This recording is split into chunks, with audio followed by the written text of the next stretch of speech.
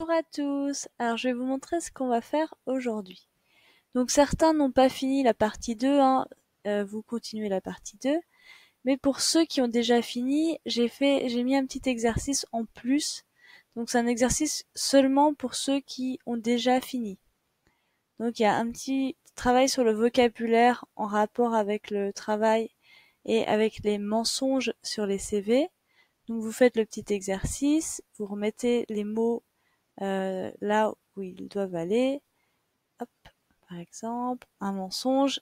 Dire un mensonge, c'est ne pas dire la vérité, par exemple. Donc ensuite, vous vérifiez, vous regardez si vous avez juste, vous lisez bien. Et ce vocabulaire va vous aider à comprendre le texte qui se trouve ici, qui est à propos des CV, des mensonges dans les CV. Ensuite, vous avez une petite vidéo qui parle aussi des mensonges sur les CV. Il y a plusieurs questions auxquelles il faut répondre pour voir si vous avez bien compris. Donc par exemple au début les personnes elles parlent d'enjoliver la réalité. Ça veut dire rendre la réalité plus belle qu'elle ne l'est.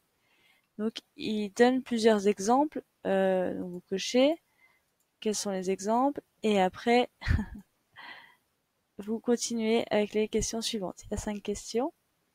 Voilà. Ensuite il y a une partie que vous devez remplir. C'est un peu plus difficile. Donc il y a des questions sur le CV très basiques et il y a des conseils, il y a des choses plus à développer. Donc j'ai mis 80 mots minimum pour aussi vous préparer au DELF. Ensuite, ça c'est la partie que tout le monde doit faire, le CV Europass.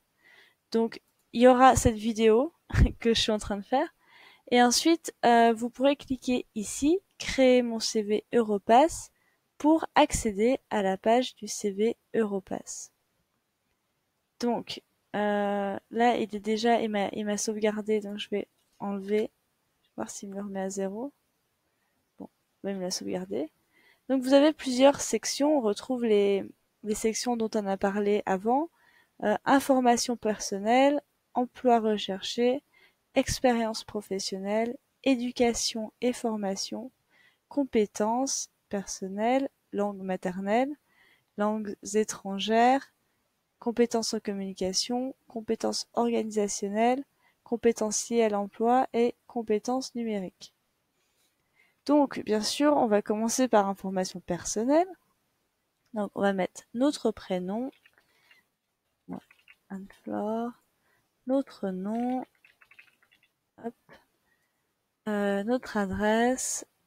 Je vais pas tout remplir, hein, mais voilà, adresse, code postal, village, pays. Ah, pourquoi il me... Pardon. Donc, hop, à France, numéro de téléphone, là c'est l'email. Il y a des choses, vous n'êtes pas obligé de tout remplir, hein, vous remplissez que ce que vous voulez. Donc là je sauvegarde, il faut bien à chaque fois sauvegarder. Et vous remarquerez qu'à chaque fois sur le côté, il y a écrit des petites indications de qu'est-ce qu'il faut mettre. Par exemple là c'est inscrivez vos données personnelles. Hop, je sauvegarde et là ça apparaît. Donc ensuite, emploi recherché. Alors, je peux choisir si par exemple vous voulez mettre autre chose, vous pouvez mettre poste visé, profession ou études recherchées ou profil si c'est plus général.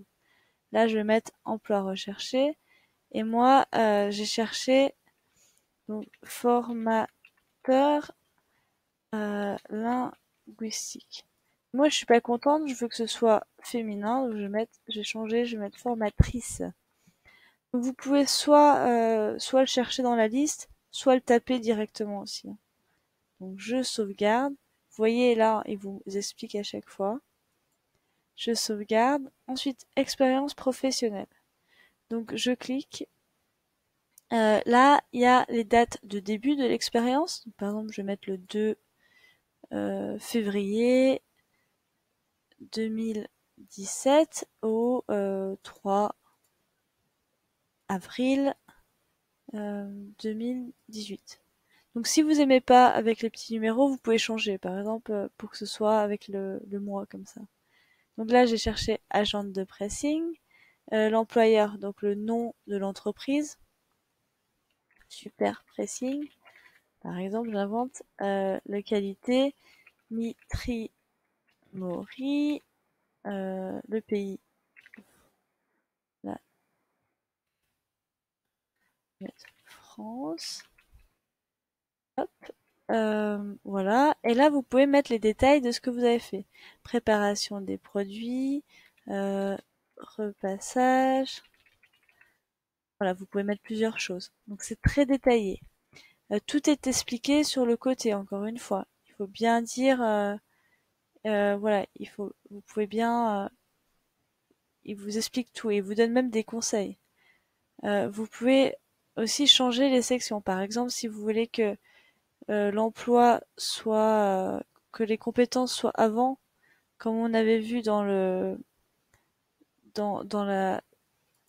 l'instruction Pôle emploi, vous pouvez déplacer avec les petites flèches. Je peux descendre. Hop. Je peux mettre l'éducation et formation avant. Je peux pas mettre les compétences avant. Pardon. Autant pour moi. Donc par exemple, je vais mettre l'expérience professionnelle avant. Voilà. Ensuite, éducation et formation. Donc compléter. Donc c'est comme pour les expériences, vous mettez 2A. Donc il faut bien réfléchir. Voilà, je mets n'importe quoi pour vous montrer. Donc l'intitulé du diplôme, remise à niveau en français par exemple. Non, alors là par exemple on va mettre EP. Donc là par exemple on peut mettre Mitri Mori et les formations elle est en cours. Donc oui, j'aurais pu mettre en cours aussi. Je peux mettre voilà, il y a une option en cours. Un pays France. Donc vous pouvez mettre le niveau de classification. Alors ça c'est un peu spécial. Vous pouvez les consulter sur ce site là, mais bon c'est pas très important pour l'instant. Et c'est bien du coup d'expliquer ce que vous avez fait dans cette formation. Donc vous pouvez sauvegarder, hop. Et si vous voulez en mettre une deuxième, vous cliquez sur le petit plus et vous ajouterez une autre. Donc voilà, c'est très modulable. Donc ensuite, compétences personnelles, d'abord langue maternelle. Donc moi j'avais mis anglais, ça va pas, c'est pas ma langue maternelle. Ma langue maternelle c'est le français. Hop, voilà. Et je sauvegarde. Donc il apparaît là. Ensuite, pour les langues étrangères, il y a quelque chose d'intéressant, c'est que vous pouvez, par exemple, je vais mettre allemand. Par exemple, moi, l'allemand, je le comprends en A2, mais par contre, et je le lis en A2, mais par contre, j'arrive pas à le parler du tout. Bon, alors beaucoup moins bien, donc je vais mettre A1 pour parler.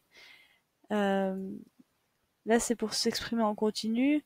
Donc là, je vais rien mettre. Je peux pas m'exprimer en continu. Pour écrire l'allemand, pareil, je suis très débutante. Est-ce que j'ai un diplôme? Non, j'en ai pas, donc je mets rien. Et je sauvegarde. Donc là, vous voyez qu'en allemand, on voit que pour écouter, j'ai un niveau A2, lire un niveau A2, parler, prendre part à une conversation A1, s'exprimer oralement en continu, je sais pas faire, écrire A1. Donc vous pouvez voilà mettre des choses très précises grâce à ça. Alors, ensuite on a compétences en communication. Donc là pareil, il vous explique. Inscrivez vos compétences en communication. Donc il faut bien dire aussi dans quel contexte elles ont été acquises. Par exemple, bonne compétence en communication acquise grâce à mon expérience de responsable des ventes. Ou excellent contact avec les enfants grâce à mon expérience d'entraîneur bénévole de basket. Donc par exemple, je peux mettre excellent contact avec les enfants grâce à mon travail comme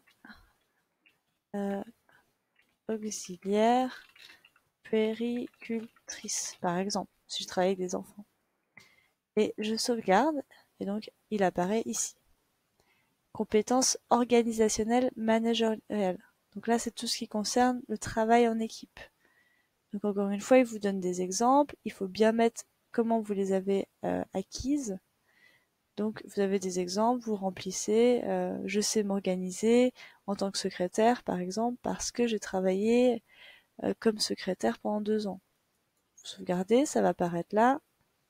Compétences liées à l'emploi. Donc là, c'est vraiment les choses très très précises que vous avez fait dans le travail.